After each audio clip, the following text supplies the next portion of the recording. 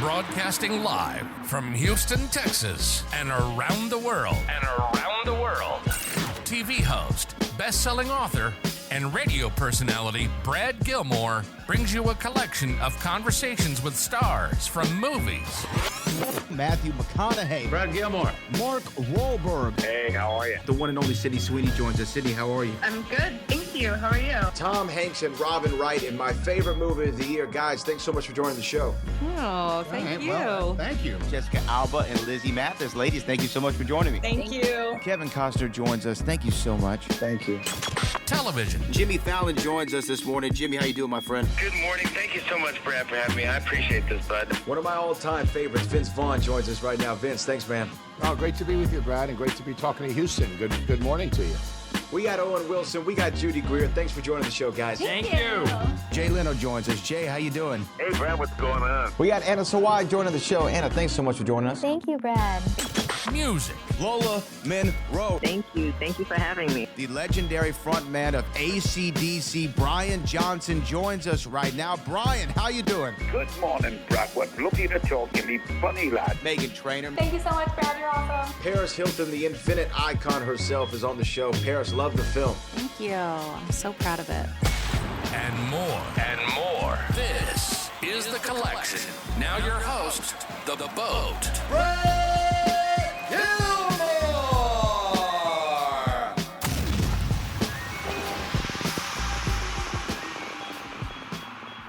Well, guys, joining me right now is a man who has maybe the greatest role in the history of cinema or stage, and he's going to be bringing it to the Hobby Center for Broadway at the Hobby Center. You can get tickets at thehobbycenter.org or Broadway at thehobbycenter.com. June 9th through the 14th, it is Clue, and joining me right now is the man who plays Wadsworth. Adam Brett is with us on the show. Adam, how you doing?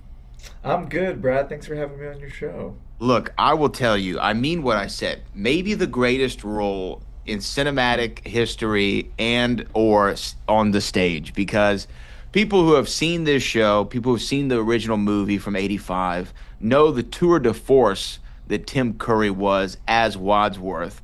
What is your relationship first with Clue in general? Yeah, I mean, my relationship with the Clue kind of spans my entire life, and I think a lot of fans and just, several people have a similar experience of playing the game, growing up watching the movie, and now there's a national tour. People have done this play in their high school and, seen it at a regional theater, et cetera, et cetera. But for me, I grew up playing the game. It was introduced to me, I think it was like 8 or so, and believe it or not, it was kind of like a rough time in my childhood, and this game is introduced to me and my brother, and we play this game, and it got us through some scary moments in our life, and it was kind of like our go-to game.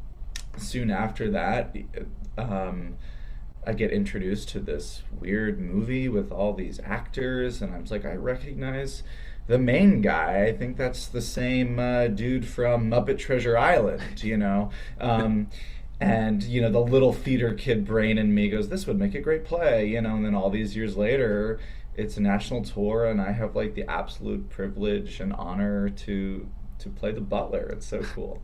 Well, you have a lot of work to do, right, in the play, right? Wadsworth has a lot of heavy lifting, a lot of exposition, a lot of explanations, very pivotal role. But when we go back to you playing the game as a kid, who were you? Who did you gravitate to? Were you a Mr. Green? Were you Scarlet Peacock? Did you like Professor Plum? Who was your character you would like to pick? I think I always really chose Mr. Green because he just looked the coolest on the box. He wasn't like the bumbling colonel, and like as an 8-year-old kid, you definitely can't play one of the girls. So and I say that sarcastically, of course. Sure. Mr. Green was always who I played. Yeah, Mr. Green's a good one. When you think about the film, so I'm going to give you a bit of background on me, just so you know. Not only is this one of my favorite movies of all time, I've spent too many hours talking about Clue in a podcast. My friend Jeff Smith, who directed a documentary called Who Done It, the Clue documentary. Of course. Yes, Jeff and I do a podcast where we watched Clue 1 minute at a time and broke down everything that happened in that 60 seconds, right? So we spent quite a bit of time thinking and talking about this movie. And I saw it regionally here in Houston at the Alley Theater several years back. And I love the adaptation that they did there. I can only imagine what it's going to be like on Broadway. But I agree with you. When you see it cinematically, it is so set up for a play. I mean, they just had Back to the Future, the musical here, which is another favorite of my movies. And all there's a little amazing bit 80s movies turning into awesome Broadway shows. Go figure, right? 40 years later. Yeah. But to me, like, obviously Back to the Future, you had to do a lot of kind of configuring to make that story work, especially in a musical. Where I think Clue, yes, it has its challenges, but it's very much more straightforward stage play, like 1-to-1 ratio. Yeah, I mean, what makes a play work really well is it's being set in one place. And of course there's challenges. What makes comedy on screen different than comedy on a stage is completely different. I mean, you can edit, you can cut, you can jump to all these moments and the rhythm and the pacing. And you almost have to become the camera and the editor on stage playing this, doing these lines, and the tempo and the pacing of it becomes really more on you as an actor than relying on a camera.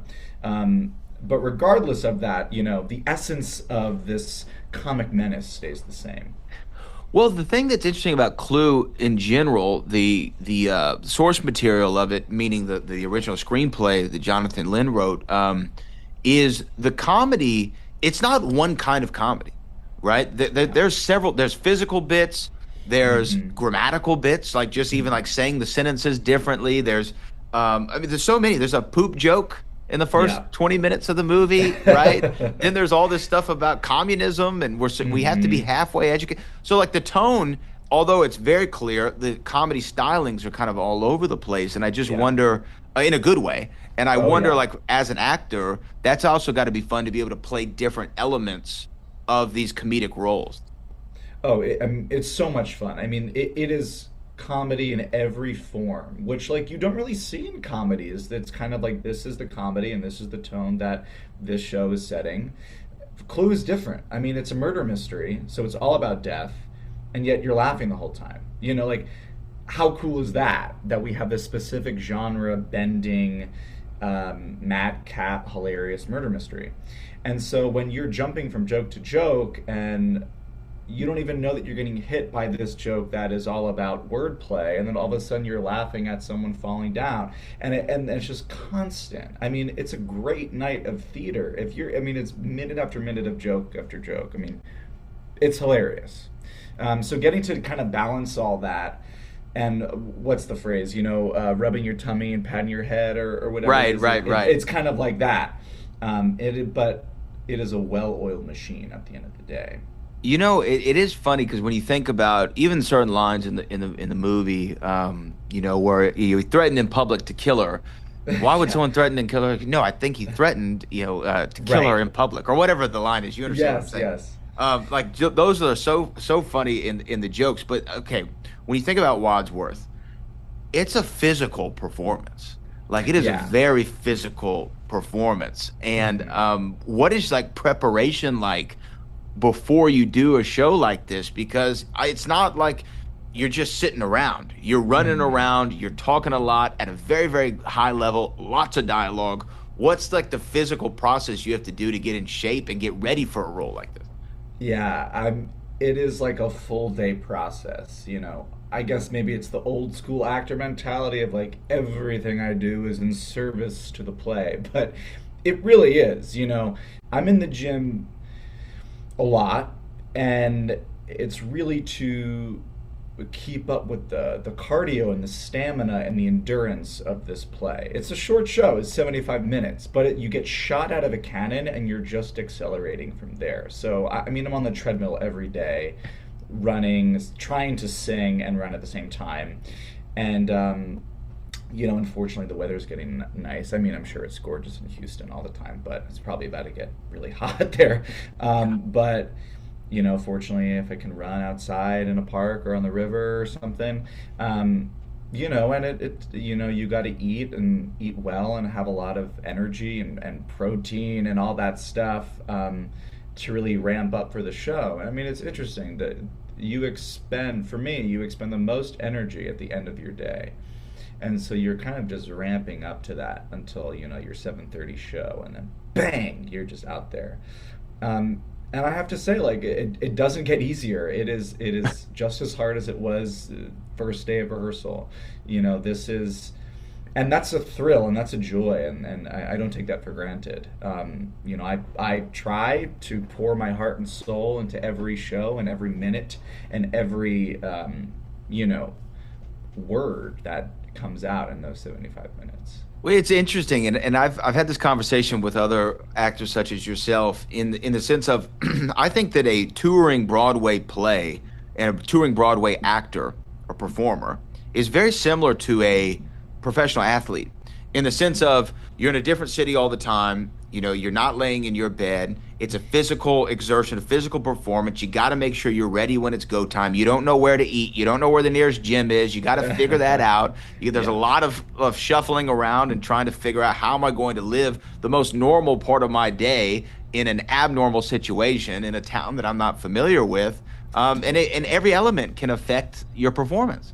Yeah, absolutely. I mean, the show is always on the mind, and if something is affected by that, you got to adapt and still do your best. But it's still a privilege. I mean, getting to see the country and all these amazing cities and performing to all these amazing audiences. I mean, it's a gift and it's a joy. And you do the things that make you sane in a way. You eat what you want. You have the snack that makes you feel good. You watch all the movies that you want to watch and the comfort shows that make you feel better. And so, and make sure you call your mom like every day. That's what you got to do, right? Yeah, it's definitely what you got to do. Now, as far as this show in particular, people who might know or maybe they don't know, Clue. If you try to solve the mystery, you might be losing some of the fun of the jokes and what's going on because, there's different endings to this. There's A, B, and C as they did it in the theatrical release. Without spoiling anything, I guess, for people who haven't seen it, do you have like a particular favorite of the three endings? Maybe we could even talk cinematically. Do you have a favorite of the three? Well, I think what makes Clue so special is that it has these multiple endings. I mean, not too many movies do that, and I'm really proud of our play for honoring that and, spinning it on its own head in a way that you're not going to expect quite that, but you're going to see something that really does pay homage to it in a beautiful way. But out of there are all those endings are kind of brilliant. I mean, I just love the one with Miss Scarlet and the 1 + 1 + 2 + 1 right. And that whole banter, and then for she's a jolly good fellow with Mrs. Peacock walking. I mean, they're all brilliant, So I mean, it's like choosing your favorite kid in a way. I feel like yeah, I don't. They're all have a good. Favorite. It is. It's hard. It's hard. I understand because each of them have like an iconic moment, right? And what's great about this show too, and maybe this is your experience or not, but when I would talk to people about Clue, the film, and they go, "Oh, I don't know if I've seen it." I go, "Do you know flames on the side of my face? Have you seen that meme?" Yeah. And they're like, "Yeah." I'm like, "It's from that movie." They're like, "What?" And it's so amazing how that particular line has been kind of not a lifeblood of it, but it's shown Clue to a whole new audience of people in meme culture.